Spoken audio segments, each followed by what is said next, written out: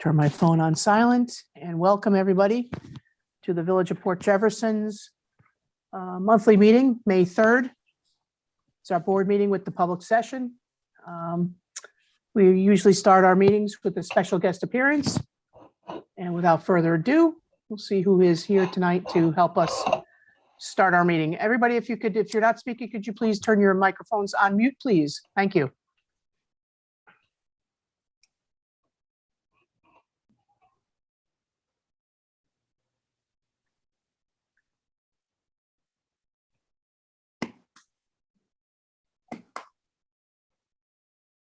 We don't have sound, Maria.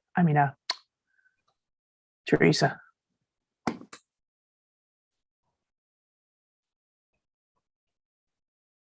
Sorry, let me just restart it. Hold on one second. No problem.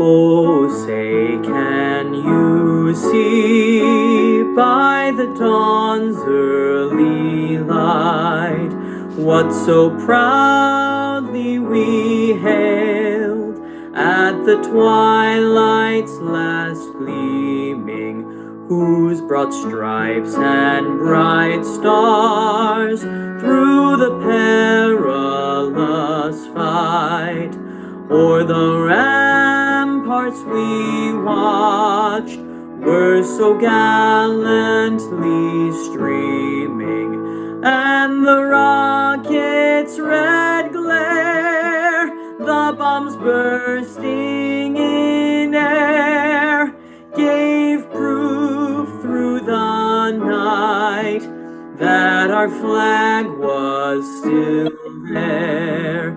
Oh, say, does that star-spangled banner yet wave o'er the land of the free and the... Uh-oh. Sorry, I must be having trouble tonight with YouTube. Sorry about that. That's okay. Thank you. That's our friend Matt Hoffman from Theater 3. Beautiful voice. With a great message that Theater 3 is going to be opening up the theater again, starting this summer with the children's theatrical performances, some of their, studies that they do there. And hopefully we'll be at Theater 3 in the fall for our next full performance from Theater 3. Do I have and I do, I'm glad to see, Chief Lute is with us and Officer John from Suffolk County Police. How you doing there, John? Hey, how are you, Mayor? I'm great, thank you. Hi, Chief, how are you tonight? I'm good tonight. How's everybody? Good. Glad to see you. You guys are working hard. The weather's good in Port Jeff, and I know it's been active in a busy season. So what, you have anything in particular you want to report to us tonight, Chief, please? Yeah, we have a few things. First off, I just wanted to thank the Suffolk County 6th Precinct, Inspector Pat Riley and the administrative staff, patrol officers for responding to our request for additional patrols. They begun the bicycle patrols on weekends, the stop and walk. Stop and walk is essentially they stop their patrol car, they park it, they get out and they walk the village. Very effective tool in combating some of the things we were worried about going into this season. Just wanted to thank them, because up front, they've been doing a great job with that. They've inundated our village with patrol and support. Very happy to see that. We've also instituted our own park and walks. We've added extra people to Main Street. We have people that stay on so that we don't have a gap in coverage during shift change. We've done a significant amount of work to try to blanket our retail areas and keep plenty of patrol and support personnel in those areas at all times. John, I just don't know if you had, you wanted to explain a little further on the bikes or on the stop and walk or anything like that. Yeah, Chief, like you said, we've added those extra patrols. I think we added the park and walk. It has to be at least a couple of weeks now that we've been doing that. Maybe we're in the third week. Yeah, I was gonna say I thought about a month, but okay. And like you said, the officers are parking their vehicles and taking some time to walk the village. Like it was kind of, in years past, we had a foot post down there. So yeah, it's really good. It just brings PD presence in the village more often, which is a good thing. And I think people like to see that as well. The bike patrols, again, yep, they're going to kick in. And I believe they have already. We've already seen some summonses that have been written to bicyclists already in the village. So I think things are looking good in that respect. Anything else? I don't know. So, Officer John, do you have any statistics you want to report this evening for us, or? Yeah, I do actually. I have, so the time period I'm going to review here is April 5th to May 3rd, 2020, compared to 2021, April 5th to May 3rd. We saw a total number of calls last year was 236 compared to this year at 252. A little bit of an increase there, but we saw a decrease in crime. Aggravated harassments went down from 2 to 0. Assaults went down from 1 to 0. There were no burglaries for both time periods. Criminal mischiefs went down from 4 to 3. Out of those 3, two of those victims decided not to press charges, and one of them is still pending.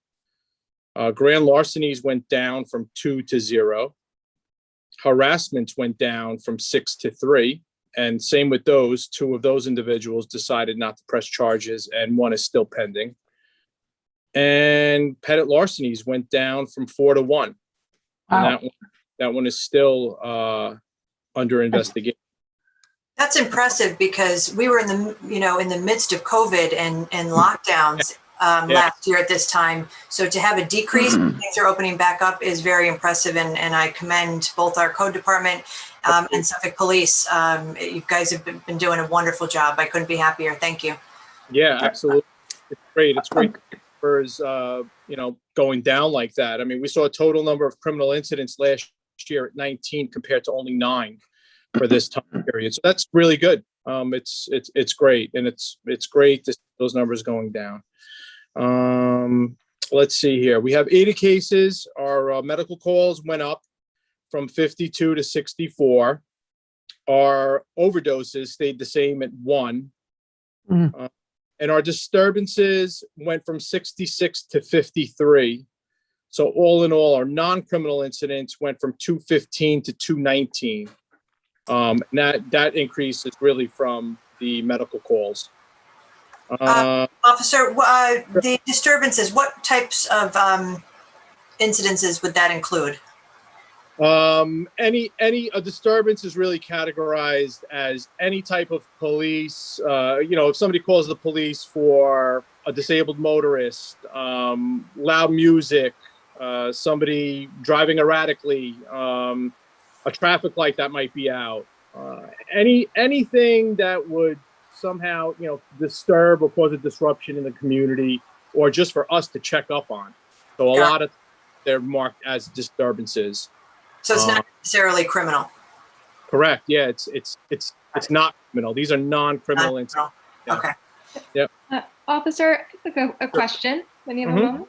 Yeah, sure. So thank you first for everything you're doing in the community here. As a trustee and a resident on Main Street here myself, I'm well attuned and have heard residents speaking more and more over the last few years, and I hear it ramping up already, as about something you probably are aware of, this straight piping that folks are doing to their cars. It's something that whatever they're doing to the exhaust systems, that doesn't just make them loud, and we're accustomed to the loud motorcycles. That's standard, but it's something that sounds like guns firing as they come down the street. Yeah. And so the decibel levels in and of themselves are very loud. But then, speaking of disturbances, Sure. It's very disturbing to residents as these vehicles go up and down our streets. And so I just don't know if, what you would advise residents to do, if there's any policing of these vehicles going on, because I did some research and I know it is an illegal modification. That is correct. Yeah, you're absolutely right. So these, these motorists could absolutely be issued tickets or summonses in violation of the vehicle and traffic law as modifying their exhaust. The way your exhaust comes from the manufacturer, from the car dealer, is the way it should stay. Once you modify it, then yes, you could be subject to receiving a summons. So I would advise people to call these disturbances in. Again, our police officers could be down there. They could be walking around. These calls could be dispatched to them, and they could be right there on foot to flag that car over and at least talk with the guy, let him know that, hey, your exhaust is illegal.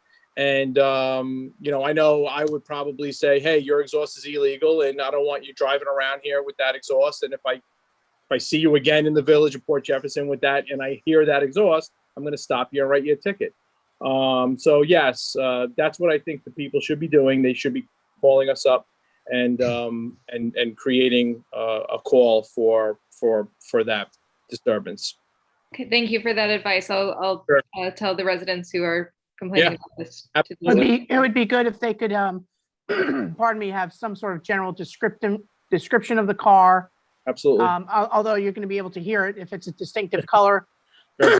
Pardon me again. And also, what number should they be calling, John? Just not 911. What number? Yeah, in 852 cops, 63152 cops, which is 2677, is preferred for our non-emergency incident. So yeah, everybody should feel free to call that, and those calls will be dispatched accordingly. So, Good. Thank you for addressing that. all right, let me continue with the rest of the numbers here that we have. Motor vehicle accidents, we went from 5 to 15. So, all right, we went up a little bit in the motor vehicle accidents. And I guess that's to be expected with everybody, back out again and driving around. We had no fatal motor vehicle accidents. And we saw an increase in our summonses. We went from 166 for that month time period last year to 193. So we're doing, it's looking pretty good in the village. Good. Yeah. Thank you. I just have a quick question as I was writing these numbers down. Yeah. Just under petty larcenies, was what went from 19 to 9? What was that category? So the petty larcenies went from 4 to 1, and under petty larcenies is robbery, and that was 0 for both time periods. And then our total criminal incident went from 19 to 9. Total criminal. Okay. Yeah. Now, mind you, not all of the criminal incidents are in my stats. I do have 6 identity thefts that I pulled out on my own, and identity thefts seem to be a common occurrence these days. And again, several of those were unemployment benefits, unauthorized unemployment benefits that people are trying to get. So, and all of those are still under investigation. That's where we're at with that. Okay, great. Thank you. Right. Sure. I wanted to let everybody know that the 6th precinct community meeting is back on the schedule for this month. It will be Tuesday, May 11th at 7 p.m. and it will be at the Selden Firehouse. So again, we're back on the schedule. We're going to have our 6th precinct community meeting. That's Tuesday, May 11th at 7 p.m. at the Selden Firehouse. So John, is that something you can also zoom into if you can't personally attend, or is it just in person? Yeah, we don't right now, and I guess we haven't even tried that. Okay. I should be honest, we haven't even tried that, but yeah, it's right an in-person meeting. Okay. We've been suspended for the time being, and All right. got the word to go ahead and go through with it. So No, that's good. good news. That's good news. Yeah. Yeah, it's great. So we had Kathy Ann, I see it's part of your report, but maybe you want to give that report now while we have both, Suffolk with us and Chief Lute on the bicycle task force meeting that took place at Village Hall. Sure, yeah. That meeting included both the bicycle, you were there, bicycle task force, as well as some overall public safety issues that are going on with the village. The Chamber of Commerce was there. They were invited in, and some parents, community members, and overall, they have been very pleased with the increased presence of both our code officers and our police from Suffolk. So again, I thank you both for all of that. There was some, discussion of the bicycles. We discussed the new signage that has gone up uptown, downtown, around the parks. Those are the blue signs with the yellow writing that very handily gives out the phone number that goes directly to the cell phone that's in the car of the supervisor on duty from our code department. So, if you're walking around downtown, or a merchant can just quickly call that number if they see a disturbance, or, the bicycles doing dangerous tricks in the street, or harassing anybody, on the sidewalk or in the stores. So we encourage that. We also talked about the stickers that our code department has handed out. They're a bright green sticker people can keep by their telephones. They were given out to the businesses. If any residents are interested in those, please see. Yeah, there it is. You can see any one of us. You can come into Village Hall, up to the code department. They'd be happy to give those out. We also talked about the ongoing See Something, Say Something campaign. And I got to say, there has been on Facebook, actually, in response to somebody's concern or complaint, there are various residents that will jump on and say, see something, say something, you need to call. And I'm so proud of that, because they're hearing it, and people are learning that that's really where it starts, that it's very easy to complain after the fact, after something is done and over with, but it's more important to pick up that phone and make the call, whether it's something small or something big, catch it early. And, we have the manpower, we have them. You guys are there, you're everywhere right now. So make that call if it's of utmost importance. Is there anything I'm leaving out from that meeting, Margot? No, I think it was a very good open forum. It was good to have Suffolk there. Rich Harris was there, Chief was there. I think it was a meeting requested by the board of directors of the chamber, actually. So we were happy to have them there. And, like as we said when we ended the meeting, we're all in this together. So I think great initiatives, and looking forward to a safe and safe summer. Do we have any comment from the general public tonight, Teresa? Does any one of the participants have a question for either Officer John or Chief Lute? Anybody raising their hand, Teresa, that you see? Somebody raised their hand but put it down. I don't see anybody with their hand raised right now. Okay, let's give it a minute, because sometimes I know Don likes to call in from his spaceship. No, I'm kidding. I can also add that one of the things that I have heard about is that there's a group of bicyclists that advocate for the kids riding bikes. Mr. Leahy, I think you pronounce his last name, is kind of spearheading that, as well as Mr. and Mrs. Gross. Mr. Gross was at the meeting. Their son is an avid bicyclist. So they were going to meet tonight. They're getting a task force together to bring to us, the board, a proposal for some sort of they call it an all-wheel skate park. I'm new to all this lingo, so I'm learning as I go, but I have always encouraged him. He's come to a few meetings to present something to us, that he has the experience and the know-how to get the community members together and bring us something as far as a location and cost. And, it's definitely something that we'd be willing to take a look at. So they are actually meeting tonight at 6:30. So if they bring us something, I'd be happy to look at it. Okay, good. Again, Teresa, anybody? Nope, nobody raised their hand. Okay. Listen, John, thank you for joining us every month. We love you, John. No, honestly, it's so good. It's so good to have, consistency, know the face, the name, and just know whenever I see you, I know I'm good hands. And thank you for always coming here and participating in our meetings. Really appreciate it.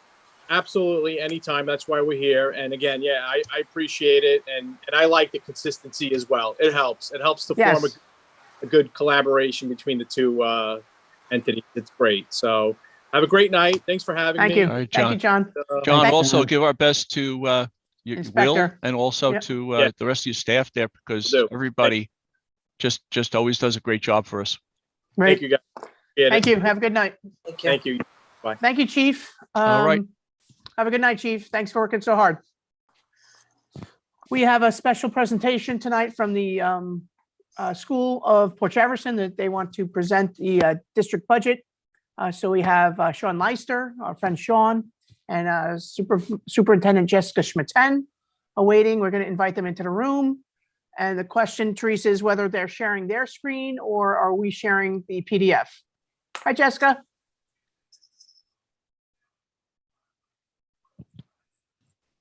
Hello, thanks for having us tonight, Hi, May. Jessica. How are you? Good, very good. You're almost making it to the end of a school year. I'm so thrilled. I can't believe how far we've come this year. It's just Yes, amazing. It really an amazing year, full of surprises, transitions, adapting constantly, and good education above all. Yes, absolutely. And I'm just so thrilled to be in May right now, Yes, I yeah. think when we started, everybody was betting, how long we would stay open, and just to get through the whole year has just been so remarkable. So really proud of our staff and our families. Good. So before we get into the budget presentation, are we doing in-person graduation? We are working on that right now. We're Good. very happy to get our guidance just recently about it. So we're going to Good. put something out, but we've been working on exactly to do that. I'm trying to get everybody together, all of our graduates this year. Great. Well, congratulations on that initiative. We just attended the barbecue for the prom, and I know the senior class has been working so hard. A lot of rising stars. Yes. I just learned that one of our local residents, their daughter's going all the way across the country to become an astrophysicist. I'm like, what in God's name? These kids, they're so brilliant. Astrophysicists. That's crazy. Wonderful So, students. Really yeah, good. We really- Unbelievable. So Sean, how you holding up? Doing all right.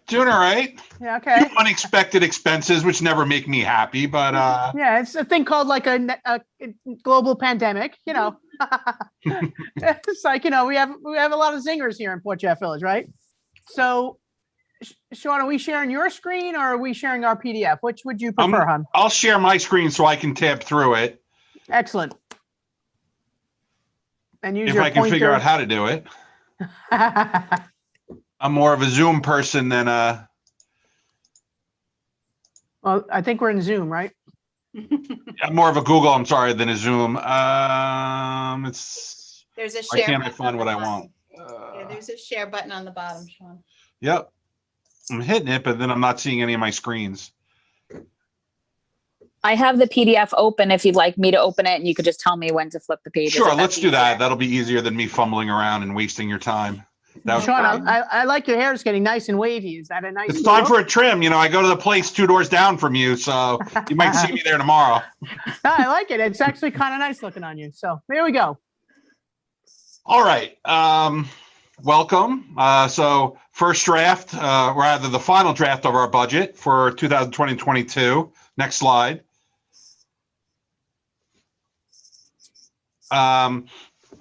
So budget to budget, where we have a very small increase this year, $270,000, which is about a 0.6% increase. And as far as our tax levy is concerned, we're going from 37.3 to 37.9, about a $530,000 increase, which is 1.42%, which is the current year tax cap. And we have our revenue budget matching our budget. So we have no hole to fill. Next slide.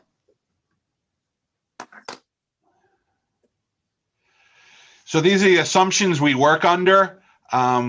Medical insurance, always going up 3 to 5%. Our liability insurance 4%, and so on. Our retirement system costs are stabilizing. So we're increasing from 9.5 to about 10. Utilities continue to increase. Transportation, we're estimating at 3%. We're going out to RFP for that as we speak.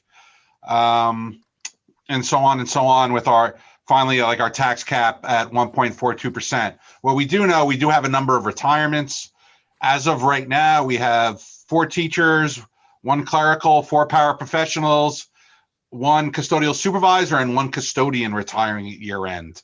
I think COVID has been a burden for a lot of people, and they're just seeing it as the right time to go. So this is an unusual number. Normally, we might see 1 or 2 retirements each year. Wow. The only that thing is we a big- don't know is what our medical insurance will be from January to June, because we're only given a rate for the calendar year rather than for the school year. Next slide, please. So the way we operated, the finance committee directed us to develop a scenario for a normal school year and normal staffing as opposed to COVID staffing. This year, we actually ramped up to make class size smaller and to be able to offer a number of remote options. We did add a few items to the budget for next year. We have some different construction items, which I'll go over a little bit later. And we will continue to review our staffing and scheduling and enrollment, because that's an ever-changing thing. And Ms. Schmittan focuses on those items as student requests comes in and enrollment figures are updated almost weekly at this point. So I'm just going to interrupt Sean for 1 second and make sure that we're clear on our intent. Our intent right now is to open as a regular school year. We do not intend to have a virtual option. However, we will be watching, as everybody will be, over the summer, how things are, how the numbers are, and if there is revised reopening guidance from the state for the governor's office or the DOH. And then depending on what happens, if there is a mandate, of course, we will comply with that mandate, but we would have to go back to the board to make some budget adjustments to account for that. But at this point, we are being hopeful and that we can operate under normal, I'll use that quote unquote, normal circumstances next year with school sizes and class sizes. Next slide, please. So the next few slides are just our budget by department. You'll see a few increases there, mainly for utilities and to account for the different increase in electrical costs. Next slide. In the education side, you'll see a decrease in our regular school program. That's due to a decrease in staffing, which I'll cover in a little bit. We do see an increase in our special ed figures to account for the various tuitions and providers for any and all recommendations from our Committee on Special Education. So we increase there. We increase guidance to account for trends in a need for home tutoring for those students which may experience a case of hospitalization due to injury or otherwise. So we need to account for that. We're in psychology, a slight increase because we've decided to increase one of our mental health professionals from a 0.6 to a full-time employee. And finally, in interscholastic athletics, last year we had decreased the chaperoning budget due to obvious COVID reasons, and now we need to restore that for hopefully a back to normal year next year. Next slide. And this is some of the transportation and benefits. With some of the reductions in staffing, we will see a reduction in the associated benefits. The only increase that you will see will be an increase to the unemployment line to kind of account for that reduction. And looking down at our other debt, that's a combination of our bond debt and our energy performance contract debt. I was able to refinance and reallocate our energy performance debt this year, which caused for no charge for this year and this year only due to the refinancing. So we were able to save about $200,000 there. But unfortunately, it starts again for the next 16 or 17 years in the upcoming year. I did that and was also able to account that we're almost at the point of paying off all our construction debt. We only have 2 more years of payments, and our payments in those years are actually declining. So that's good for news ahead. Getting to the bottom, as we have our budget of $45 million, the increase of $270,000 I mentioned, 0.6%. That's our first proposition, the regular budget. The second proposition is to use $1 million of our capital reserve to continue our roofing replacement project. We've pretty much finished all the roofs up at the elementary high school, and we'll be moving on and continuing at the elementary school. Next slide. This is just breaking out our budget by component. Pretty much not a major change from year to year. Nothing really to report there. Next slide. This is just our budget by category, so everyone can kind of get an idea where our budget goes. 76% of it is salaries and benefits. You know, we're a people-driven business, similar to the village. Then BOCES and transportation are other big costs. Of the entire $45 million budget, we probably have overall maybe $400,000 to $500,000, which are discretionary, mainly the equipment and the textbooks. The rest of the things are either called for by collective bargaining agreements, are called for by state regulations, or called for best practice. Best practice being we don't have to have insurance on our boilers, but it's best practice to have it in case something goes wrong. Next slide. This is our staffing for the upcoming budget. As you can see, we have a reduction of just about 6 teacher FTEs. So in some cases, that's whole teachers. In other cases, that's parts of teachers. We have the increase in the psychologist I mentioned, the mental health professional, overall reduction of 5.73 full-time equivalents. Let me just state here and be very clear that we are not reducing program in any way. We are offering our full range of offerings, electives, sports, all our programs. If anything, we're adding a few of our programs back that ceased under COVID. What we are doing here is reflecting of a trend in a decrease in enrollment. With enrollment going down, there's not a need for as many sections at the elementary school or as many sections of classes at the middle school, high school. Just to give a couple examples, for instance, we may not need 4 sections of 3rd grade. We only need 3 due to a decreased enrollment. At the high school, we may only need to give 3 sections of biology rather than 4 based upon decreases in enrollment and student interest. To carry on, our aides and assistants will remain flat. Those individuals are mainly covering Committee on Special Education assignments. Our clerical, a decrease overall of a little over 1. That's reductions of a few of our clerical from full-time to either 11 months, 10 months, or 6 months. Our facility and technology supervisors remaining flat, and our custodial and security and grounds remaining flat. Overall reduction of just about 7 FTEs. And so just the information for any villagers watching, all of this presentation is available in both English and Spanish on our website. So I know sometimes it's hard to read the charts when you're looking at something through Zoom, but everything is available on our website, which is portjeffschools.org. Next slide, please. These are our capital projects. Just for reference, I've listed the last 2 years, but for the upcoming school year, there's the $1 million from the use of capital reserve. That's phase 5 of the roof replacement. And then of the general fund, we're looking to remodel the bathrooms of the high school, middle school, the student bathrooms. We'll do some paving district-wide. We'll finish the drainage of the baseball field. Going back to when the school did the high school library renovation, at that time, half the baseball field drainage was taken care of, but the other half was left off. This is to finish the drainage.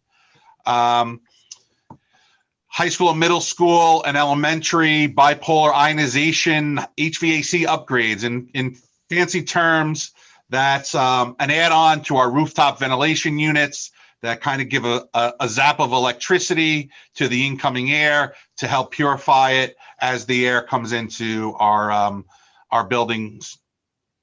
It's the most bang for our buck. Right now, the current CDC recommendations are to increase ventilation wherever possible.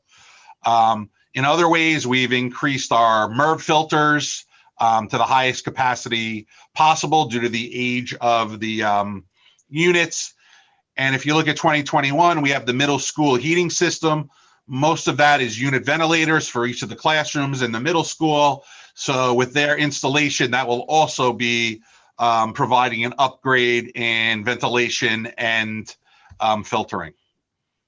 Next slide. This is the revenue side of our budget. So our starting point is 45 million. We're receiving $3.8 million in state aid. It's actually a decrease of $63,000. We have our our local revenues, which is mainly our pilots, the peaker plant being the main one, and then we have the shipyard, Cappies, and Overbay. You'll notice a decrease in our health services. Part of our health services, we provided Our Lady of Wisdom, and then we're reimbursed by the districts that those students were coming from. With Our Lady of Wisdom closing, we'll no longer have those expenses, but no longer have that reimbursement of revenue income. We'll use parts of our reserve as usual, with the intent to replenish them at the end of each year. So if we take our proposed budget, subtract out the state aid of 3.8 and the local revenues of 3.3, we're left with our tax levy of $37.9 million, $530,000 increase, a 1.42% increase. And that is an estimate of the projected tax rate. The tax rate is not finalized until October by the town of Brookhaven. Next slide. So I'm going to stop Sean just for 1 second, give him a chance to breathe. But also, you see that revenue slide is really important, and he is going to talk about it in more detail on this slide. But I think for Port Jefferson residents, the media has really talked about this influx of funding that school districts have gotten. I mean, it's been on the cover of Newsday quite many times. If you heard Sean right there, Mr. Lester stating that we actually got a decrease in state aid in Port Jefferson, a $63,000 decrease. So although many school districts are made whole again in some areas, even our surrounding areas, Port Jefferson is not experiencing that influx of money that you may be hearing about in the media. And then there is some federal money, which he'll talk about in a minute. But again, we don't necessarily have as much as some of the surrounding districts. We're not talking about millions of dollars. You know, we're talking about hundreds of thousands, if that. And that has to be spread over several years. So I think it's really important that you hear that part of it, because I think there may be this misconception as to, well, why is the tax rate, 1.42? Because right now we haven't gotten that influx of money that some of our other districts have seen. Go ahead, Mr. Lester. I'm sorry.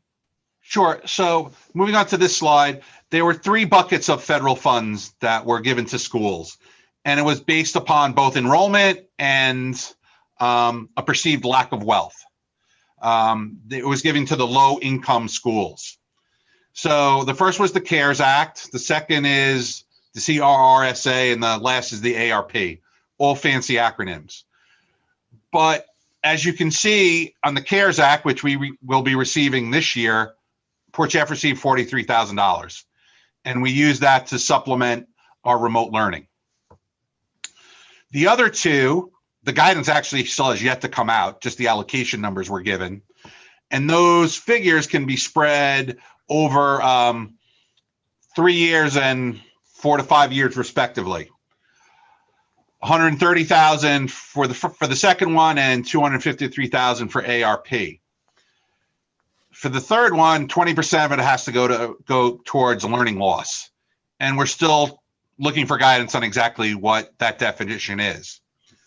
So yes, as Ms. Smith indicated, there was a lot of media on how much money went out, and a lot of money did go out. Some schools received $20 to $25 million. We were not one of those schools.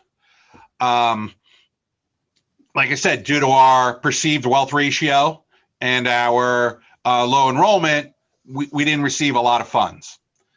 Now, going on to the state aid, yes, we received less. So we received an increase of $30,000 in state aid, but it was offset by a reduction in building aid. Now, building aid is based upon when you do a large project, you receive aid back. We receive approximately 25% of back in aid, but it's spread over 20 years. So a decrease in building aid means projects from 20 years ago are now aging out. They're coming off the books, and hopefully we're adding on a few. But anytime, like say, we use the capital reserve, that's not aidable. So it's only when money is done through a bond or B, through a general fund appropriation, that it's in fact aidable. Now, also, school districts were receiving big bumps in general aid if they had not been fully funded under the foundation aid formula, which is very complex and I won't even begin to get into. But Port Jeff was fully funded due to its small size quite a number of years ago. So we've been made whole in the past. A lot of these bigger districts had not, and that's where a lot of that state aid increases in going. And my final message about state aid is going back to the revenue slide, you can see state aid is really a small portion of our budget, 3.9 million out of 45 million. So when we see a decrease in state aid, it's not a profound effect upon our budget. But the other side of the coin is when there's large increases in state aid, we don't see a large proportion of it. So the bottom line is we're not as dependent on state aid as most other districts. So, there's pluses and minuses to that. Next slide.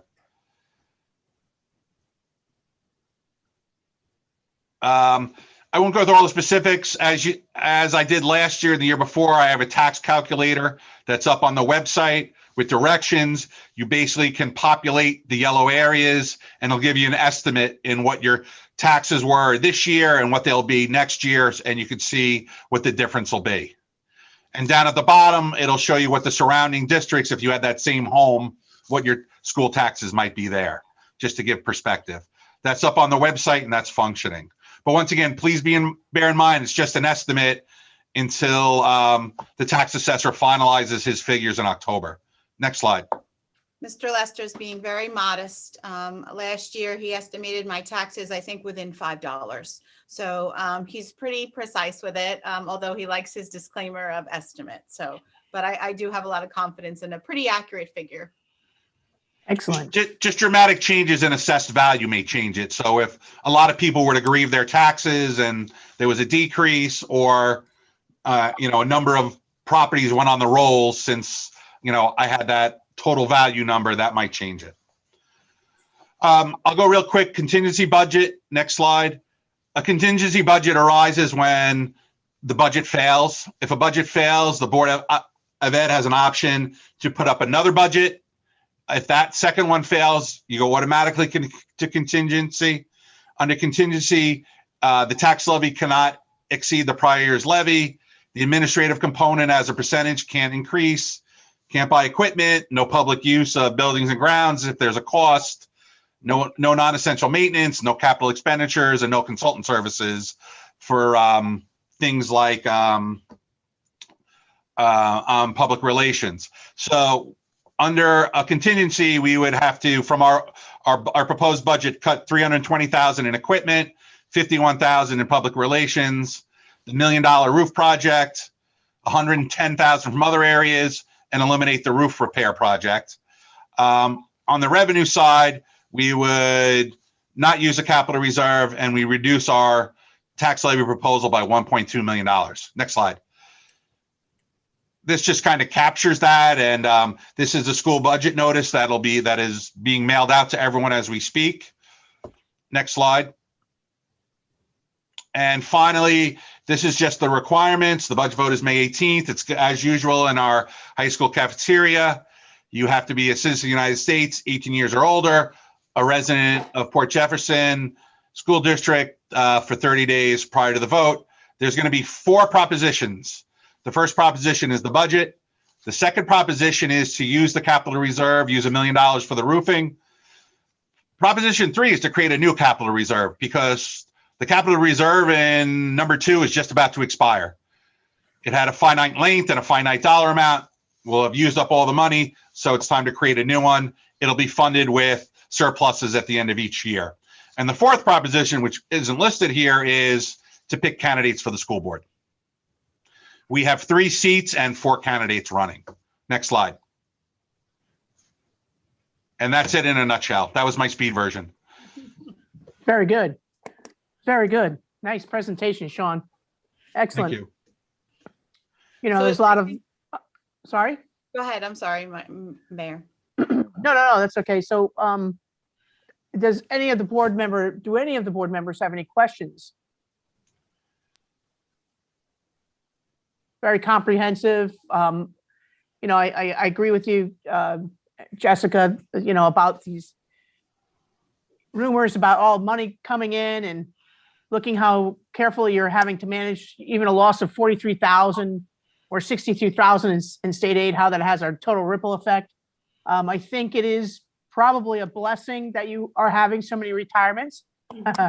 Because you can replace staff with, getting, creating more jobs for young people, which is great. But, the older employees, they bring a little bit more of cost to the table. So, and I agree with Sean that probably, the COVID and all the changes, especially with the janitorial staff and the burnout that comes with that, it's probably, people are saying, time for me to, go off into the sunset. So unfortunately, there's no state incentive packages. It would have been a really good time to probably create some golden parachutes for more people.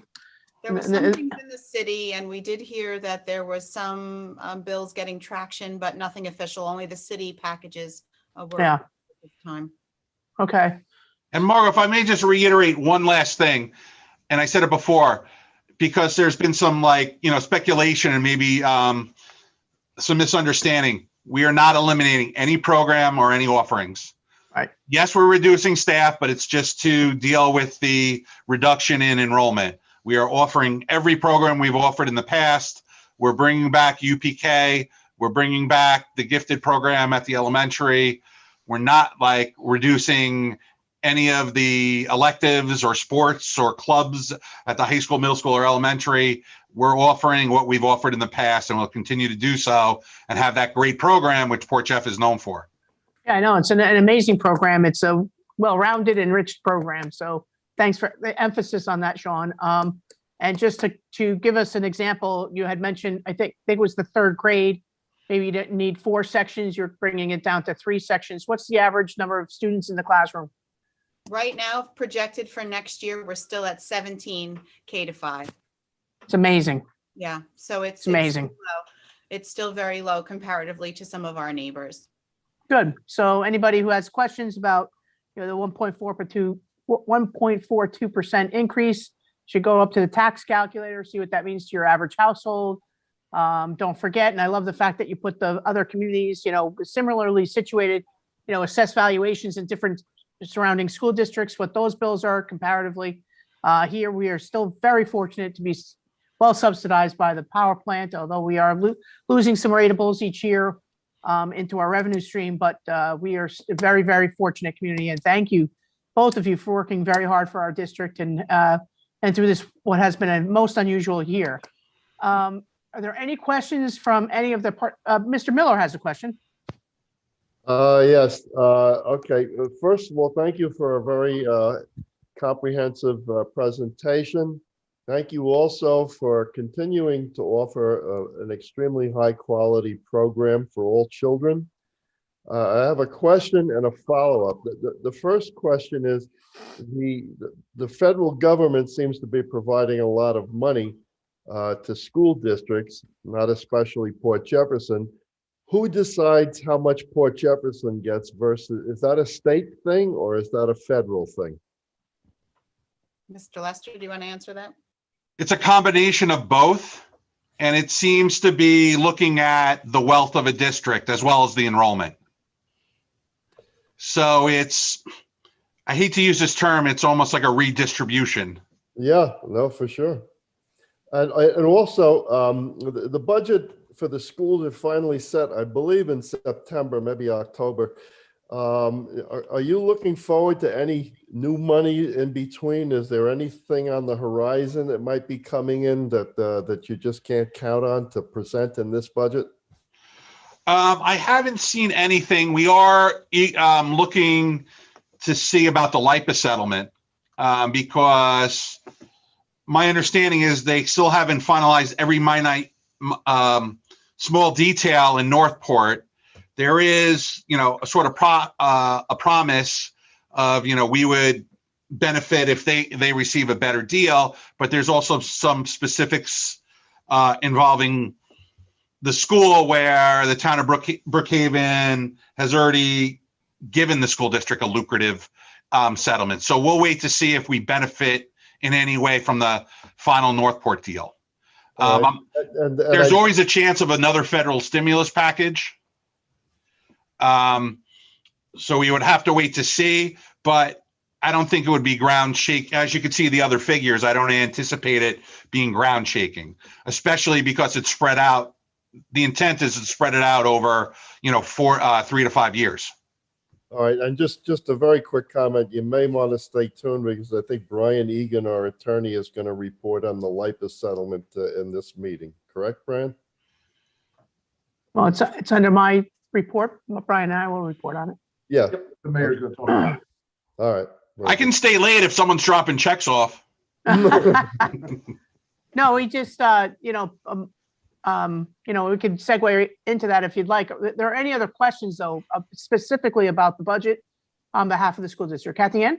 Not specifically about the budget, but I just wanted to thank Mr. Lester for that presentation. It was very, very well put together and helps us all to understand exactly what's going on. So thank you for that. And I also just wanted to congratulate the both of you on being ranked in this top 6% nationwide for our school district. That is to be commended. I'm very proud of our school district, and I know I can speak for the rest of the board. That's fantastic. So great work. Keep up the great work. And thank you for your continued communication and cooperation with the village. It's fantastic. We thank you so much, and we are so proud of our high school for that designation, and we equally would thank you for your support during such a challenging year. So we really are so proud of ourselves and coming so far. And thank you, Ms. Nade, for meeting with us the other day on a few of the facilities matters that are going back and forth between the village and the school district. Yeah, you're welcome. Thank you guys for meeting with me. Like I said, it's a great partnership. It just takes a reaching out, and we all come together, and whether it's a small issue that affects 1 or 2 residents or something, much bigger when it comes to safety and everything else. So I think I'm very proud of the working relationship we have. So I thank you both. Agreed. So I have one minor question, and then I'll segue into the rest of our meeting. And then after I update everybody on our Lipov settlement, the village. Now that you cannot pass a bus in the the high school drive, we have even though there's fencing there and a barrier, when school lets out, we are seeing a lot of congestion at the Old Post, Dark Hollow. Kids are, people lining up to pick up, drop off. Are cars parking on the north side of Old Post Road for an extended amount of time? Are they just parking there to pick up a student? So it's more like standing, not parking? We just kind of got wind of this recently, that there seems to be a little bit more congestion. There also seems to be a little bit more congestion over in the faculty parking lot on that side of the road as well. So we were just discussing it today, as a matter of fact, with our high school principal to see if we can kind of have some solutions to some of that over there. I do think that in the drive, parents have to wait, obviously behind the buses. They can't use that double drive anymore to go past. And it is a significant ticket when you go past the flashing lights.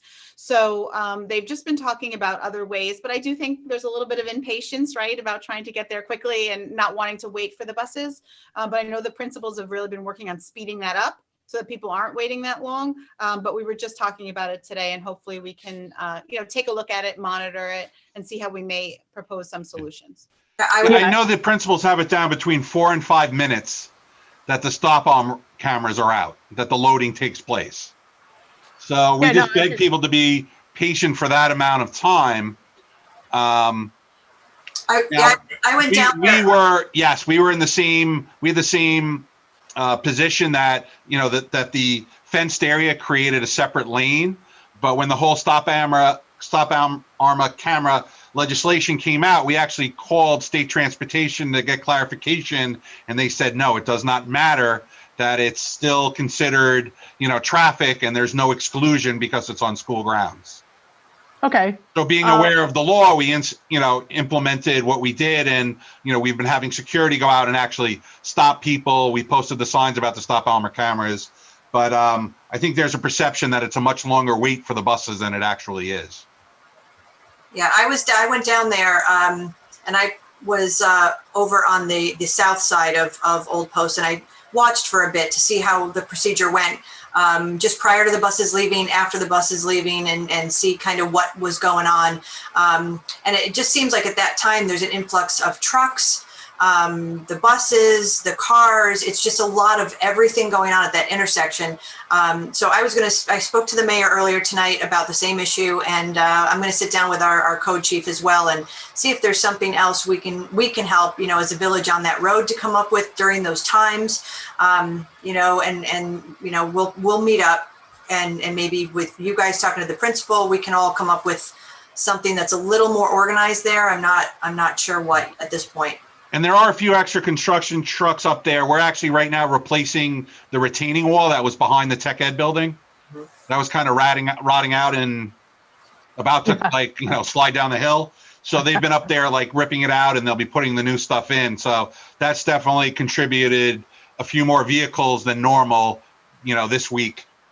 Okay. I'm wondering, and just kind of thinking out loud at this point, I know like at the elementary school, there was a pickup added at the other parking lot, the Myrtle Avenue parking lot for the 5th graders, and it's kind of expanded from there, and that seems very helpful. Maybe there's a way to have another location where these students could go, and I'm thinking somewhere maybe on Caroline, if they went through the field, the sports field or something like that, to eliminate that area altogether, or to add an additional area like you did at the elementary school.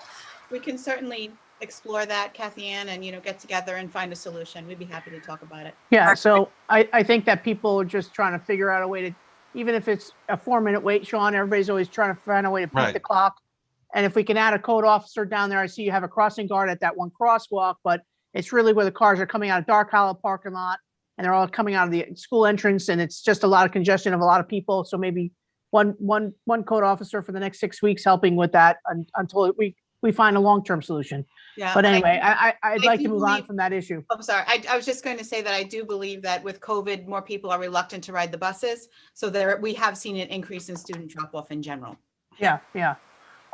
So I want to move away from that topic and now just report very briefly on the fact that the Village of Port Jefferson has entered into a settlement agreement with Lipov, almost like the second bite of the apple. According to Mr. Egan's report to us, the Huntington settlement did turn out to be a little bit more favorable for us. Our settlement agreement, I think a lot of people are confused that the Village of Port Jefferson has jurisdiction over the school. We do not. We have our own separate tax bill. The school is, the taxes are collected and governed or handled by the town tax assessor's office, and so therefore you are sort of dependent on them and your attorney to negotiate the settlement on behalf of our school district, our unified school district. So the Village of Port Jefferson entered into a glide path, which had an even, I think it's, Brian, what was the percentage? 4.6% each year. Correct. So, I didn't, for my predecessors or whoever else was in the chair, I wanted them to have the consistent long-term 9-year glide path. What happened with Huntington is we found out that their settlement was just a little bit more favorable. And so with that Me Too clause that we had built into the original settlement agreement, it turned out that the town of Huntington owes us like $68,000 and change, Brian? Correct. Something. That's our proportionate share of what they would get as a kind of an additional glide path dollars up front. So instead of taking the money, what we did is we added that now to our next 3 years. So I think next year, the adjustment for us is not going to be 4.2%. It'll be 3.6, or I don't have the exact numbers, but so, to give us a little bit more relief in the next year and the second and third year, and then we go back to that consistent, level playing field. So we're glad to see that the Huntington case is finally coming to an end. I mean, I think that was sort of for us, how's that going to work out? But we did understand that they paid $2 million to continue to fight the tax certiorari case, coming out exactly almost at the same spot. The only sense of confusion I had, and they're now with a shorter glide path. We had 9 years. I think they're going to have 6 years or 5 years, so they have a steeper slope. The only other question is some people were asking us about the Northport School District or East Northport School District. I heard that community had a hearing about closing one of their schools. So they're going through a lot of different gyrations to try and make this up. But they also, I think, were able to bring a lawsuit for a third-party beneficiary, which we were not able to do for whatever reasons, but a lot of confusion, a lot of legal, expertise involved. And, I think I'm anxious to hopefully make sure that for us with the town of Brookhaven, that this is settled for us and our community sooner than later. I mean, the tax roll doesn't close till August. So, you guys are always like a year like behind or ahead. I'm not quite sure which way it is, but our impact is going to start immediately. So I think yours will be for the next budget year coming. So and our board had an exec session. We're fully informed, and we voted unanimously to adopt the settlement as presented. And so we kind of have put that now behind us as well. As you mentioned, Mayor, we are not in the same position that you are. We don't get to vote on that. We don't get to accept that. We are in the hands of the town of Brookhaven. So we are reliant upon their part of the Me Too settlement with their agreement. So we have been in communication with the town of Brookhaven, and hopefully we will see something similar for the school district. Great. I hope so. We work very hard, and our taxpayers here are, deserve that, the same benefits as the other communities. Anybody have any questions about that before we thank once again Sean and Jessica for attending? Okay, thank you. I know you guys work long hours, so. Thank you so much for having us. Good night, You're everybody. welcome. Thank you. Good night. Good luck on. Have a good night. Good luck on May 18th. Thank you. Okay, so getting along with the agenda, that was a nice presentation. It's always good to see our partners at the school district. Good budget. Okay, so we're going to get into the resolution aspect of our meeting. And first order of business is the minutes of April 19th. Were there any additions, changes, add-ons? I think they look good to me. There are a lot of public hearings, so the votes were taken down adequate, effectively, correct? Any comments? No. Okay, moving on.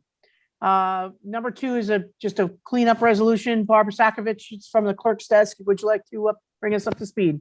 Sure. If you recall at the March 1st meeting, we adopted the New York State Deferred Compensation Plan as an optional plan for our employees.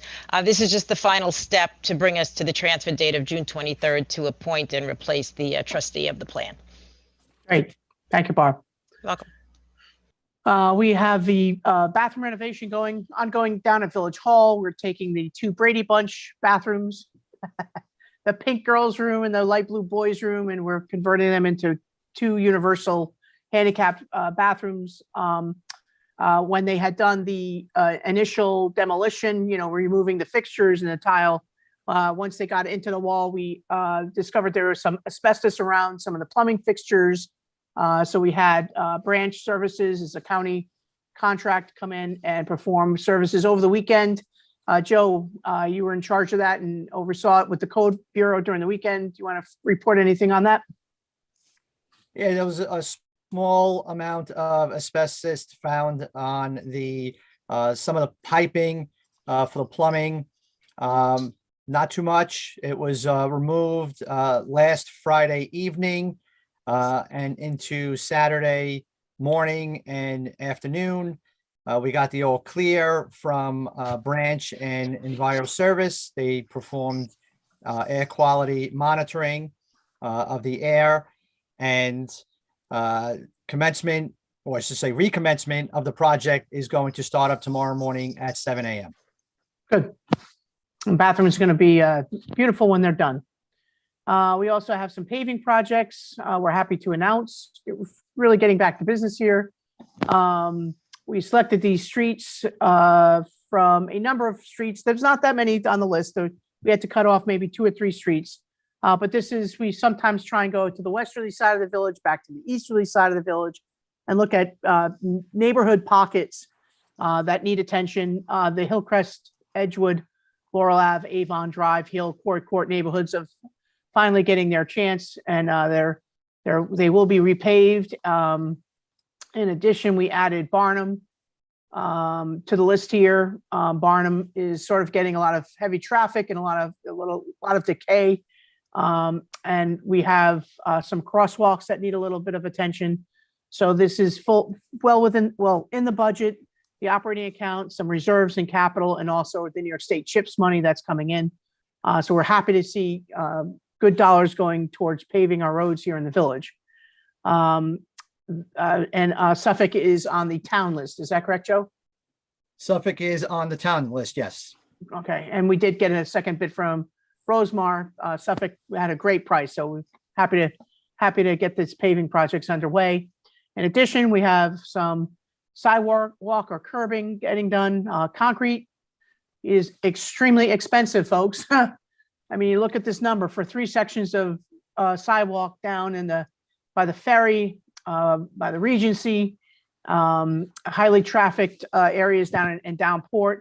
In addition to our Department of Public Works, who comes out and does small sections of curbing and things of that nature. When you get to these larger slabs, we have $100,000 going into these sidewalks, and that is with Deal Concrete, who is on I believe that's the county list, correct, Joe? That is correct.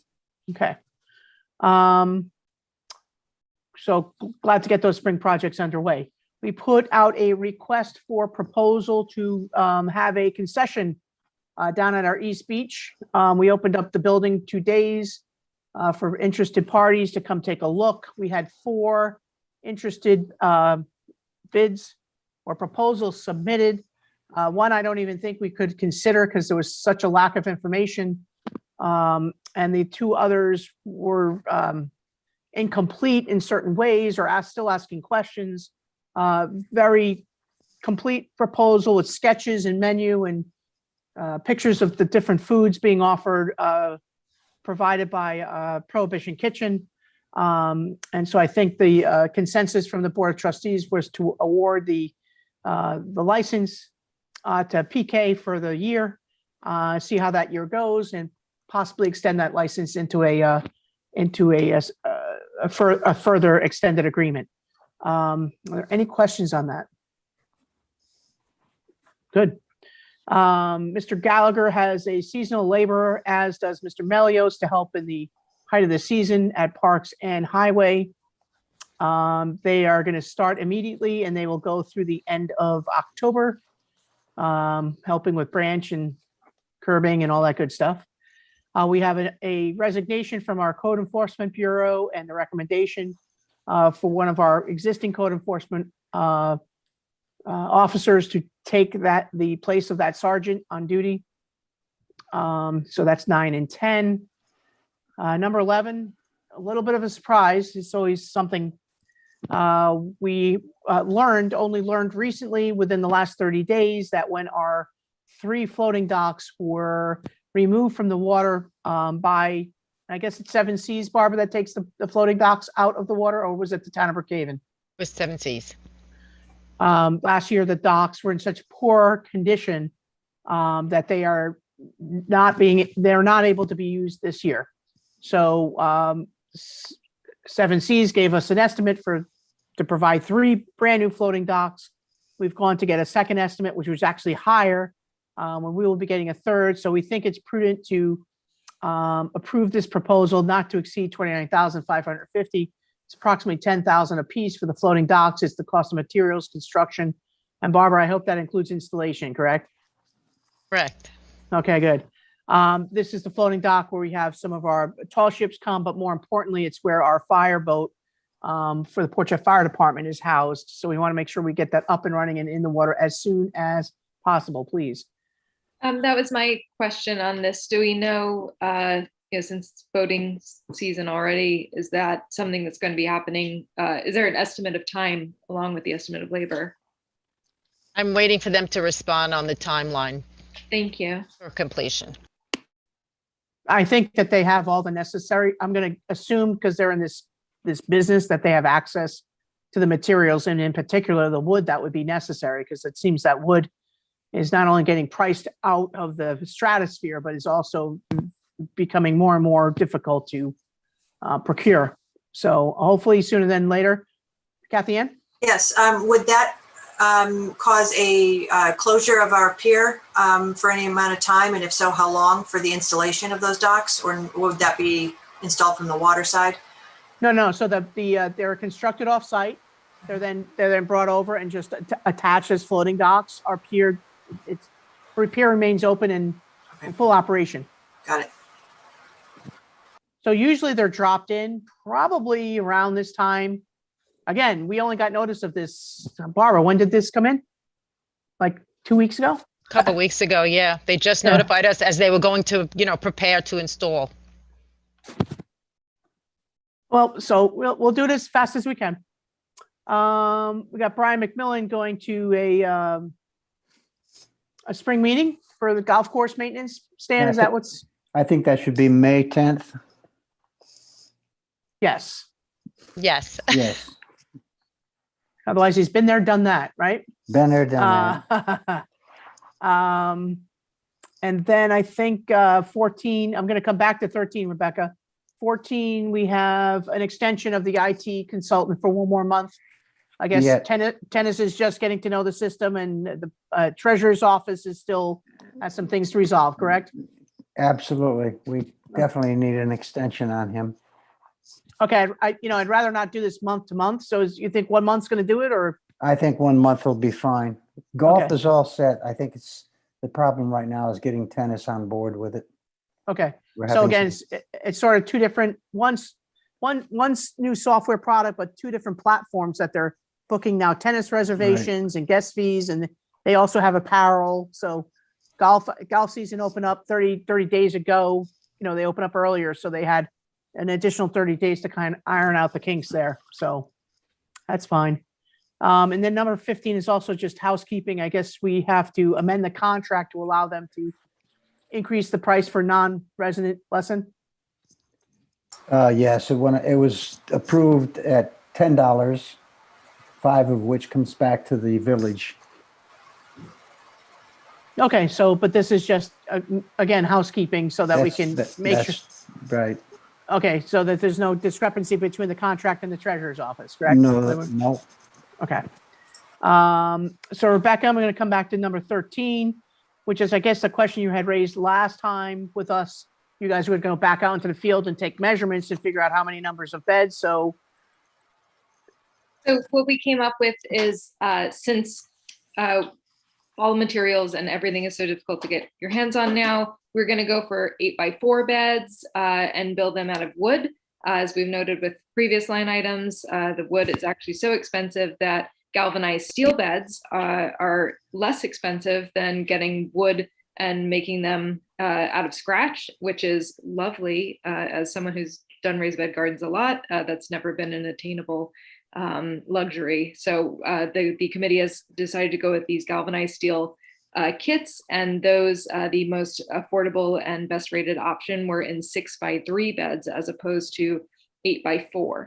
And so you can fit more 6x3s than 8x4s in the same footprint. And so what we're proposing is a greater number of smaller beds, just slightly smaller, and that also has the great benefit of servicing more of our residents with this project. So we have a new layout. I believe I might have sent it to Barbara, but I'm not sure that it made it around.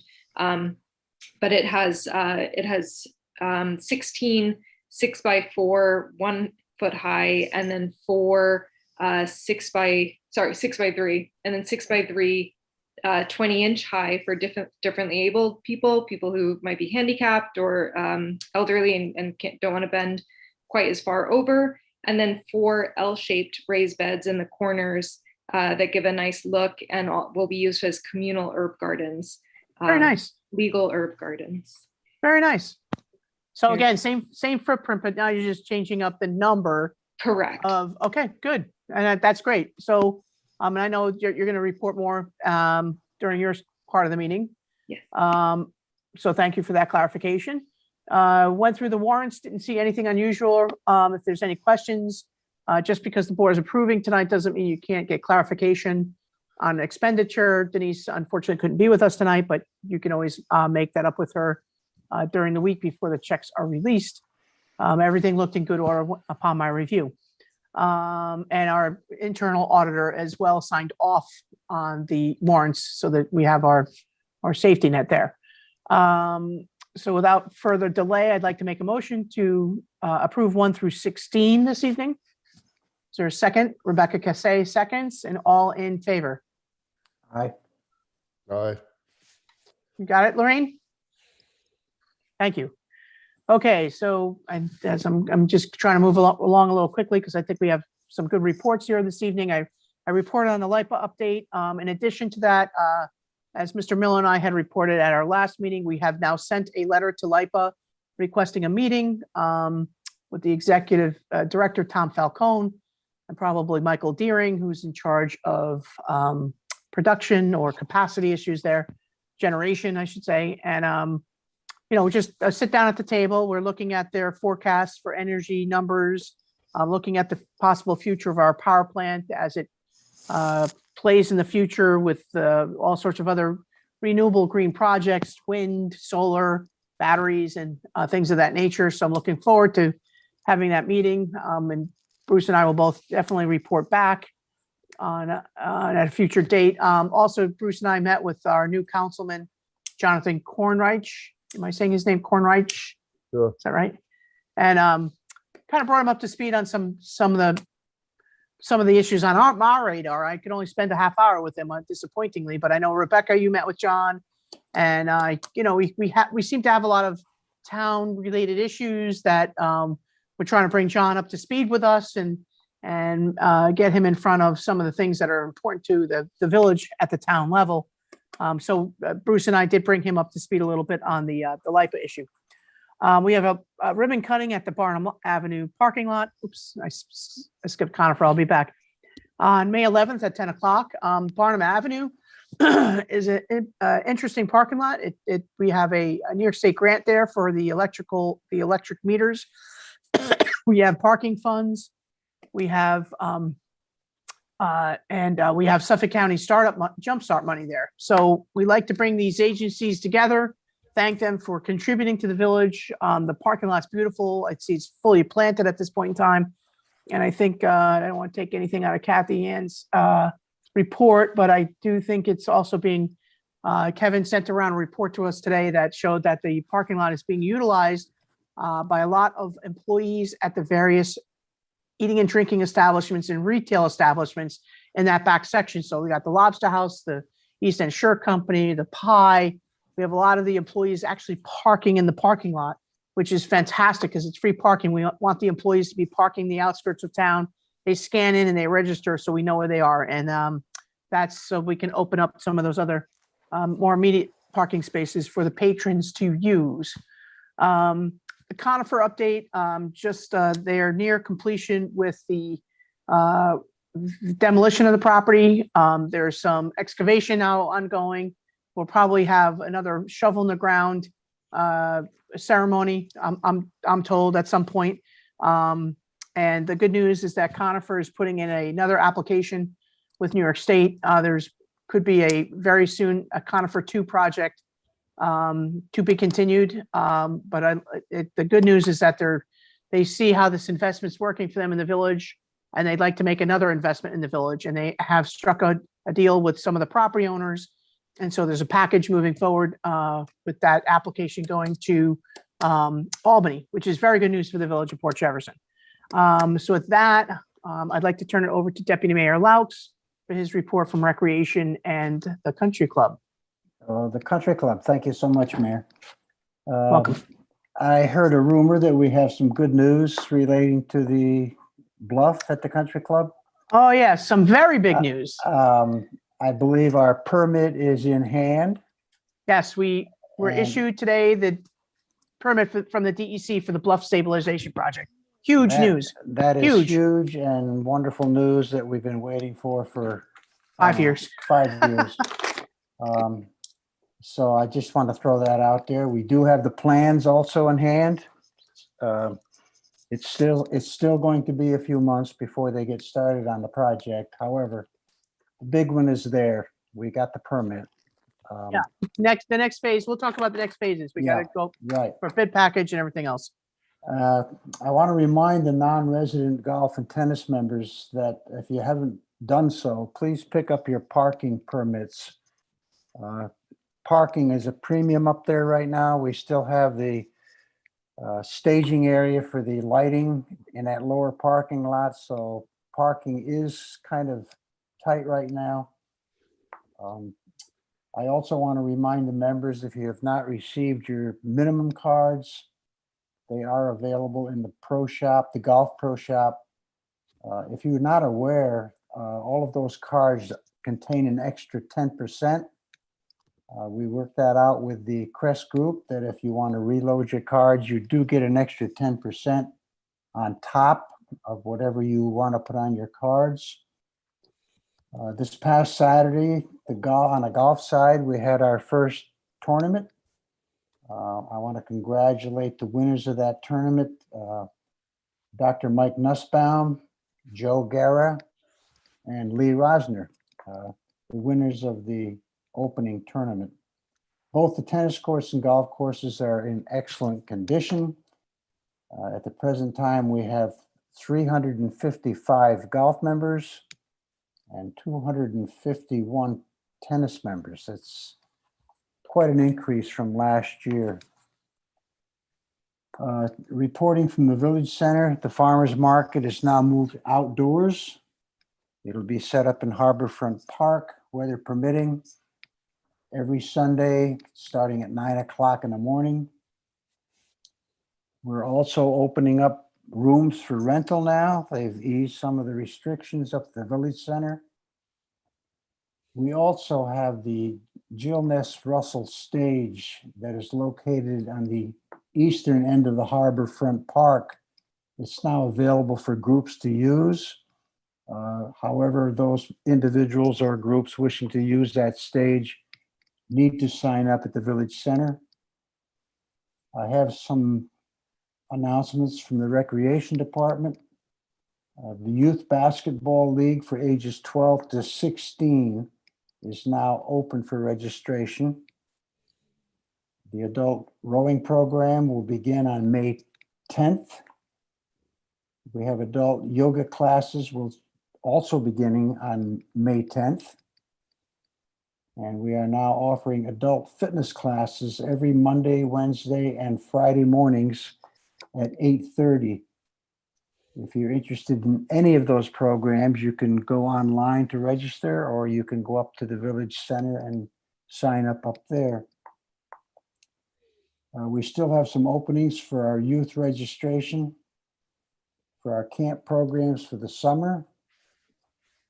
Those programs run every Monday, Wednesday, and Friday.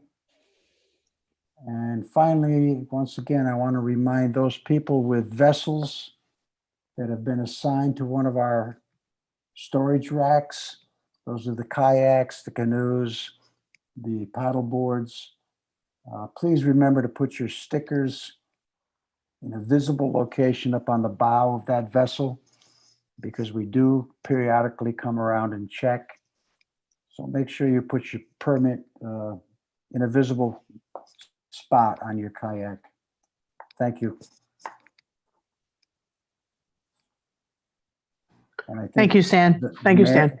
you will expand upon the exciting news on the bluff a little bit. Me? Sure. Yeah, it was fantastic news to get the permit today. I kind of had a sense it was going to be coming in. But now we have to kind of look at a bid package, put a bid package together, send that project out to bid and see what the sticker shock is going to look like on that. But if we, we're in early May, if we put it out to bid and get a bid package back by July, August, it's very likely that we could schedule that work to be done over the winter months when it would be the best time to do it. So it's great news. We just have to see what the pricing looks like, because the pricing for materials right now is very high, very costly. But thank you for that report, Stan. Trustee Miller, you're going to report on Manor Court for us. We have some progress there for that community. Yes, and I also, there's a lot of changes and developments reported in Newsday today with LIPA and other issues. So I went up to Village Manor Court with Dave Melius and Karen Markson last week, and we attracted a following. Some of the neighbors came out and participated in the discussion. The village-owned strip along that road has deteriorated substantially over the years. The plantings are dying off. There's fallen wood. And that too with the school district property along that strip. The school district has a rather industrial looking buildings and grounds facility there, which is kind of an eyesore. And there are fallen trees, et cetera, on their property. One of the solutions is replanting, but Mr. Milius and Ms. Markson suggested that irrigation would be needed for that. There is a village, I'm sorry, a school district building right adjacent to this strip of land, so that might be a possible source of water. And I know Kathy Ann and Joe are working on this. Kathy Ann with the school district. Do we have anything to report on that? Have we made any progress in that area? Or Yeah, I can comment on that. So I went down there and met with Jessica Schmatan, Fred Coble from the Superintendent of Grounds, and Mr. Lester, who is here tonight, the Deputy Superintendent. I also had the plans. It shows that the village owns the first 4 feet of that property from the road 4 feet back, at which point there's a drop off and a drainage ditch. And then another small, maybe it was hard to see, about 2 to 3 foot area that's also a sort of a berm before it goes to their parking lot, the school's parking lot. The 4 feet that the village owns, it looks like there has not only been some trees that have fallen, have died. There's some vines and things like that, but it also looks like there's been some dumping of other debris, limbs and things like that. So it is pretty messy at this point. Because those plantings are very close to the roadway, I believe anything from the plows, the salting, and that kind of material is going to kill anything that's planted there. Additionally, there's been a buildup of organic material on the roadway. I'd say as much as maybe a foot or more that's kind of stuck on the road that I believe the village can come through and maybe clean that up back to at least the curb. And what I was talking to Joe about was, whether or not we could go in there and clean up, remove some of the debris and the downed trees. But like you said, that Dave and Karen had suggested that without, a full planting system with irrigation and all that, even with that, with the salt and the sand trucks and the plowing that goes through there, it's nothing that would survive. It would be a tremendous amount of planting, a tremendous expense, and the likelihood that it would last is very slim. So my suggestion and recommendation after doing all of this work would be to have our Parks Department go in and clean up whatever fallen trees and limbs and debris is there, clean up the roadway back to the curb. And that's pretty much the extent of what is even possible at that point. And we would also ask the neighbors, to limit any kind of dumping that they would do there from their own yard debris and things like that. So I think, Joe, you want to comment on this? Because we also looked at when this development was built, the issue of who was responsible for this and who was supposed to plant it. I think the builder planted. Did the builder plant or did the village plant at the time that the contractor built a screening of shrubs, what appears to be very close to the curb line there. I think there's maybe one of those arborvitaes left. Or still alive. Everything else is kind of overgrown. There's some trees, as Kathy Ann and Bruce had mentioned, fallen. So we can certainly go in and we can pull out any debris. The question is how far we plan on going in. Again, the village is responsible for the road and the first 4 feet. There's a significant area after that that falls on the school district property, which is where I believe their sport facility or maintenance facility buildings exist. It's just a matter of how far we want to go in and, what kind of expense we want to incur to clean up this area. Bruce, And whose responsibility it is to do it. Yep. Bruce, in speaking with the neighbors there, do you know if they have any sort of homeowners association type deal with the residents, because it is just a small cul-de-sac? Anything there that, that they have grouped together? Yeah, they're working together. They're just kind of seeing what happens. They would like to have some improvements there. I don't know if salting is a bit of a problem. Perhaps there could be some trees put in there a little deeper, in which case we would be working with the school district on that property. I don't know who would pay for that, maybe both of us, but the place is pretty unsightly at the moment, and just pulling wood out is the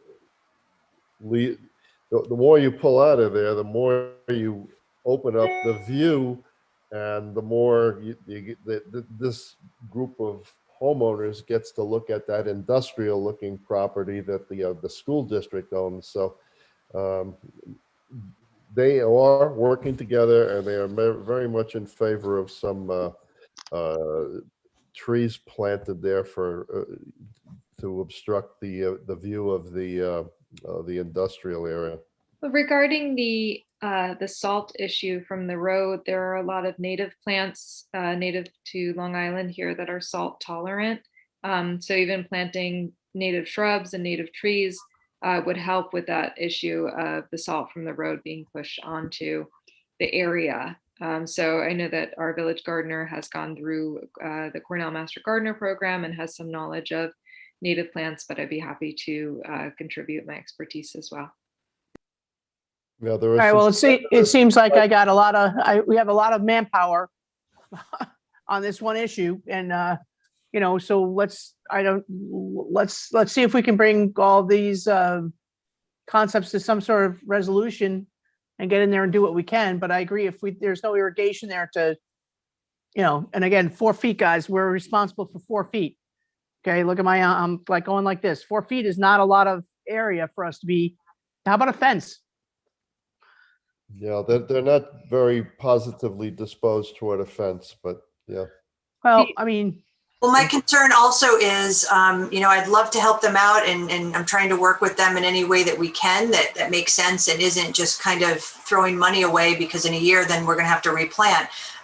But to have to put up a bit of money to put in plantings because of the view, I'm concerned that might set a precedent throughout the village, that any other resident that's looking onto village property that doesn't like the view may then come forward and say, well, you did it there, we need to now do it here. And that's not fair to all the taxpayers when it's just one specific area. So that's why I kind of asked you if there was some sort of an organized group that they would be looking to help contribute to that, if it is, something very specific that they want that benefits just that particular neighborhood, and take the risk that, we could do all these plantings and that they could also, not make it like the other ones did. So at a minimum, I mean, as a first step, Mayor, if you're okay with this, I will speak to DPW, and we can pull out any down trees that are within the village's property and clean up the street a little bit there. I know in the back corner towards the end of the cul-de-sac, there's a little bit of debris up against the curb line there, so we could at least start there. Yeah, and then Kathy, and can you just at least ask the district if they would consider allowing a tap into their water? I'm sorry, say that again. A tap into if they would consider allowing us to tap into their water, because again, I don't think we should plant without irrigation. Just another note on native plants. Sorry to interrupt. Once natives are established, they don't need water because they're acclimated to the amount of water that we receive in this area. So that would be another cost savings as far as not having to put in irrigation. Oh, okay. So Bruce, when did you walk this with Dave and Karen? When did I what with Dave and Karen? When did you walk that area with Dave and Karen? I'm sorry? Last week. Yeah. Okay, so Joe, can you follow up with Karen, see if she's got any suggestions? Or Dave and Karen to see if they have any suggestions? Okay, thank you. I would definitely like to get that cleanup done. I think that's something that we can do more immediate. Yeah, well, let's start with that and see if they have a plan. And, you know, we're taking up a lot of time on this. We had a lot of people working on this one issue. Let's hopefully by the next meeting, we have an action plan. And just one question, Bruce, do you have a contact person there? Was there one resident that you've been dealing with specifically? Yeah. I think it's Chris, right? Chris George, yeah. Yeah, okay.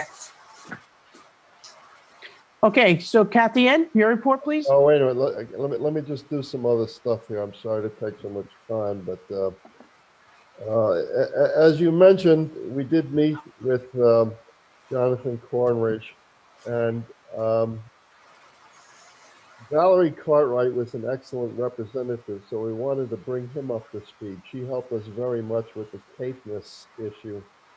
I had forwarded to Jonathan some information on the Brookhaven Town IDA and their tax abatements. Also our Cambridge report, which provides the effects of plant closure on Brookhaven Town in Suffolk County. And also the sub-report that we did with Cambridge, which documented the Keyspan Energy had taken $2.5 billion off Long Island to invest in gas areas in New England with the LOCO to LIPA conversion. Today in Newsday, they had reported on the Homes Enabling Act, and I don't know if we would contact who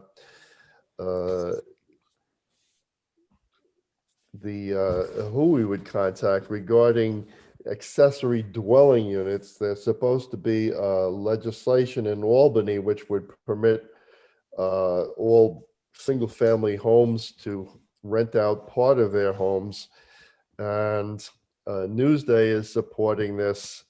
This would have, I would think, substantial effect on all the suburban areas of New York State. I don't know what the likelihood of passing is. Do we need to contact NICOM? I don't know if Brian has heard anything on this, but this is a large issue.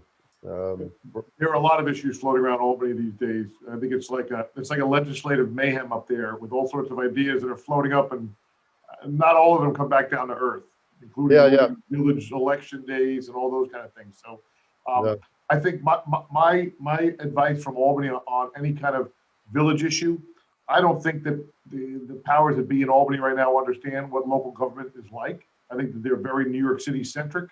They don't really understand that there's 52 other counties throughout the state that have many layers of local government, and they don't really consider the impact. So I think a lot of those are just ideas that are floating out there, and until they actually get at least passed by 2 houses, I wouldn't spend a lot of energy trying to see which ones are coming back down to earth. All right, and I would hope that our legislators would communicate to them what suburban government is like, towns, villages, etc. Yeah. All right, so there's another issue out there. The Newsday is reporting on substantial grid improvements. The impetus is from the wind power modernization, but there are also lots of deficits in the grid in New York State, especially on Long Island, and bottlenecks. And they're talking about $1.5 billion being spent on upgrading the grid. Part of this would permit upstate energy to come to Long Island, and not, as I understand it, Niagara Power, which is the big cheap energy source, which happens to be decreasing annually. The problem with this is if we're getting more power from upstate, that's less need for the Port Jefferson plant. So we got the factor that in. They're expecting 3,000 megawatts of wind, and that's approximately 22 Port Jefferson plants that is going to be coming from the Atlantic offshore. So there's also discussions about LIPA going public, and the LIPA chief, Thomas Falcone, has told Newsday he's already received indication of interest from outside providers actually running the LIPA system. He says it's a very complicated process. It is a very complicated process, and it's a very complicated process for us in Port Jefferson, trying to anticipate what the future is going to be in our plant and how to provide for a better future for our residents. Thank you. Thank you, Bruce. Hence our meeting with Tom Falcone. Kathy Ann. Yes, thank you, Mayor. A lot of the topics on my agenda were discussed already, but I'll quickly go through them. And one I just needed to add, which was the parking lot at Barnum. We're thrilled that the employees are using that parking lot exactly the way we had planned it. And that's freeing up 40 plus spaces in the prime location spots for our residents and our visitors. So I'm very happy about that. We talked already about the public safety and bike task force meeting with the Chamber of Commerce, which went very well. The Business Improvement District is moving forward with their advertising campaign and their outdoor advertising campaign on their outdoor dining. Now that is ramping up, you're going to see some News 12 commercials with the promoting the outdoor dining here in the village to help bring more people in, which is going to be fantastic. The court is back in session in person. It was very well attended last Tuesday and will continue in person. That's going well. I'm happy to see that everybody's back. The school board elections, as we discussed as well, is May 18th with the proposed propositions that were discussed by Mr. Lester as well. Also with the school, there is a new assistant principal. We'd like to welcome Mr. Brian Walker as our assistant principal, taking the place of Miss Amy Laverty, who moved up to principal in the elementary school when Mr. Meehan retired in December. And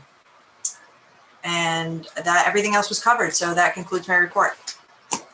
Thank you, Kathy Ann. I just want to ask Lorraine, how are you doing? You okay? Okay, just didn't know if you needed a break. You're good? Okay, because we're going fast. You've been working like this for an hour and 40. Okay, Rebecca. Great, thank you. So I am starting by picking up a conversation that we've had a bit in this meeting, as well as for the throughout the past few months. I'm proposing a work session sometime in the near future to discuss the short-term rentals in Port Jefferson Village. These, some people might know them as VRBO or Airbnb rentals. It's somewhere between our rental part of the code and our bed and breakfast part of the code. So I sent along to the fellow board members a code to look at based on, our wonderful attorney, Brian Egan, sent a number of codes for me to peruse. I looked at them very closely, and this was a code for the city of Beacon that most closely reflected what might be a template for us to use and pick and choose and change whatever we need to make it Port Jeff ready. So I would hope that we could set a date soon, perhaps later this month, to discuss in more detail and get that code moving along the line there. Absolutely. So Barbara, can you look at a Thursday or just take a pulse of the group here at some point via email, put out a couple different dates and times. Let's see if we can pull everybody together. I also want to revisit some of the issues that we've met on, the uptown parking and development issue, and also the ancillary structure, that shed issue, that whole issue. We need to find out where we are in those other two topics. Thank you, Rebecca. Absolutely. Yeah, I think everything that the mayor just mentioned is really great improvements for the village to come down the pike, and looking forward to discussing those with my fellow trustees and the administration. I'm very, very much honored to be helping lead up the climate resilience plan. The village was awarded a grant. It's about $100,000 to create an actionable plan. So it's not just a theoretical plan, but an actionable plan for the village to cope with climate change, looking at our harbor front most specifically, and seeing how how we can take actions moving forward. So that's been very exciting to look at, start to work on. The committee's hoping to meet later this week to review an RFP to send out then, and then soon after review submissions and get that rolling. The Beach Basket program, we finally have a ribbon cutting date, June 12th. I hope everyone will join us for our first ribbon cutting of the Beach Basket program at Centennial Park. And that's, that's a program following up the great beach cleanup by Hometown Hope. We're very excited to keep our beaches clean. My personal business sponsored this Beach Basket station. We're searching for 2 other businesses locally to sponsor the other stations, and then those will be installed and move forward. So Rebecca, do you have a time for that? We don't yet have a time, but we'll definitely send out information about that. Okay, thank you. So we're apparently they get very exciting. The Relic Sustainability makes a big to-do about it. So get your dancing shoes ready, which also have to be beach cleanup shoes. I was going to say flip-flops. Flip-flops, exactly. You dance in flip-flops. Perfect. Moving on to the Conservation Advisory Council, we're still looking at tree cutting code and permit applications.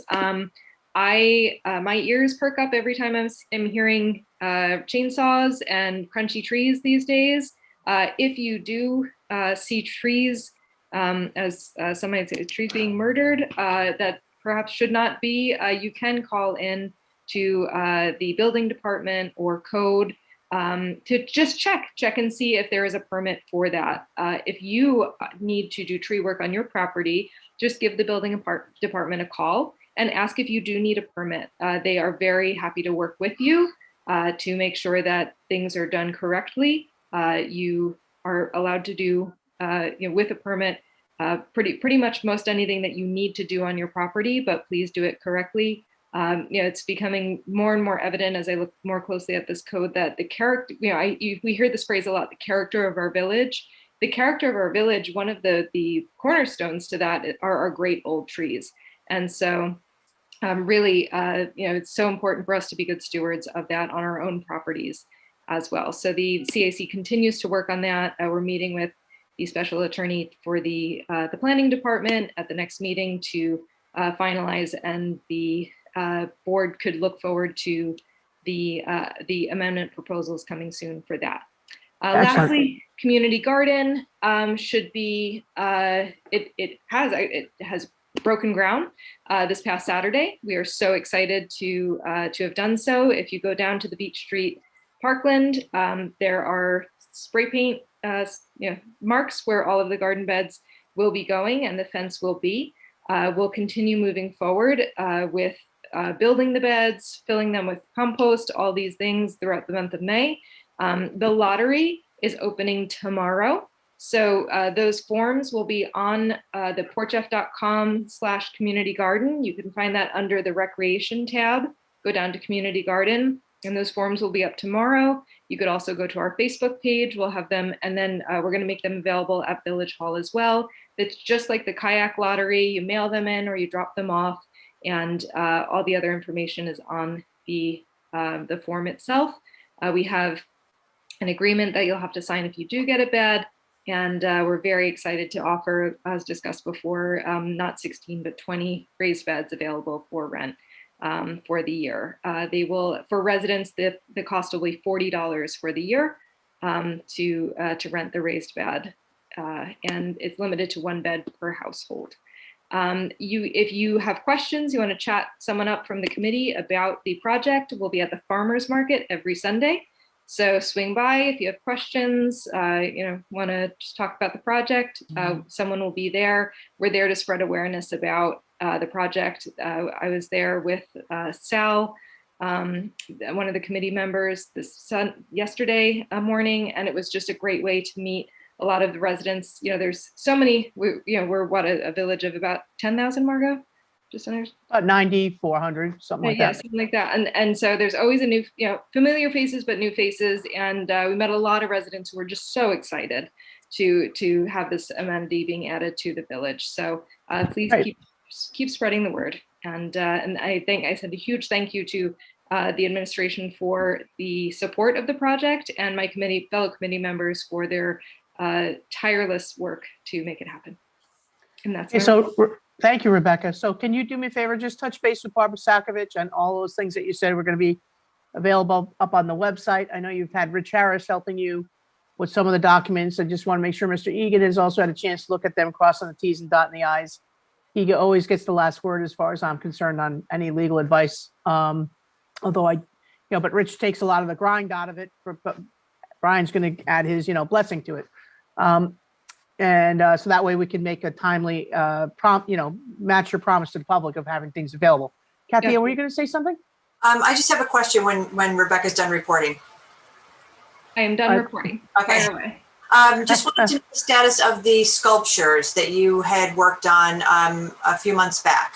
Yes, so I'm in constant contact with our grant administrator and writer, Nicole, to keep an eye. There was the grant that we thought was going to be a grand slam, because every year previously it was like the perfect description for what these sculptures would be. And then this year they totally changed, what they were looking for. And so it needs to be a larger project in order, it still kind of fits categorically, but instead of grants being able to be given for, $5,000 to $10,000 projects, which the sculptures would be, they're looking for $50,000 projects or more. And so this is the Long Island Sound Futures Fund.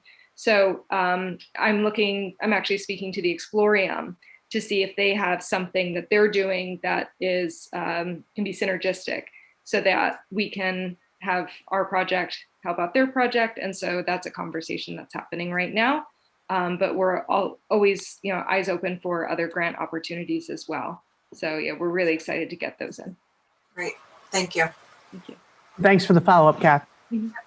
Okay, so it's a great report. So everybody's working hard, a lot of different things going on. Attorney Egan, do you have any updates for us? No, all is well, Mayor. Thanks. I did get the agreement from Trustee Cassay. We had other villages, we represent other villages who had community gardens. So we have some very good agreements to add into that. She had a very good head start. And we've got some other things that'll just enhance it to benefit from the experience of other drama at other gardens. So we'll get that all sorted out. And I'll get that back to Trustee Cassay. But aside from that, Mayor, all is well, no report. Thank you. Thank you. Administrator Palumbo. Joe, how you doing? I'm doing well, thank you. I have nothing additional to add this evening.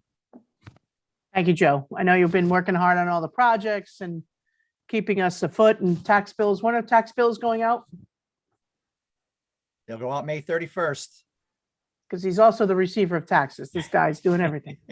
Our treasurer cannot be with us this evening. She had a out of town date or obligation, I should say. Barbara Sakovic, how are you? Good, how are you? Village clerk, good. Just that the next meeting is Monday, May 17th, 3:30. We will have 3 public hearings at that meeting. Okay, can you review those public hearings for me, please? Sure. We have, one is to amend section 181.13 of the code to prohibit the operation of bicycles on athletic fields and courts and other areas within the village. Next one is amend section 245.62 of the village code to prohibit parking and standing on the south side of Carolyn Avenue from Randall to Oaks. And the last one is to amend section 181.6 of the code to prohibit the use of cannabis on village property. Okay, great. Thanks for that refresher course. Welcome. Okay, so I think we have a few participants with us this evening. Teresa, can we ask if there are any questions or comments from anyone participating in the meeting this evening? There are currently nobody with their hands raised. If anybody would like to raise their hand, I could let them into the room.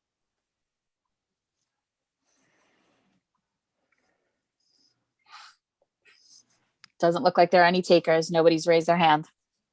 Okay. Well, with that, and I'll just give it another 10 seconds because I don't want to be hasty or appear to be hasty. But if that is all we have this evening, it was a great meeting, folks. There's a lot of information, a lot of good reporting, a lot of great initiatives. Thanks to our school district for participating with us. And I want to thank everybody for their work. And I will then make a motion to adjourn. Seconded by Mr. Miller, and all in favor. Great. I'll see you guys in a couple weeks. Stay safe. Maybe we'll get to see each other in person soon. What do you think, Brian? It's going that way, so I think that's going to be sooner rather than later. Okay. All right. Well, maybe we'll see you later or sooner.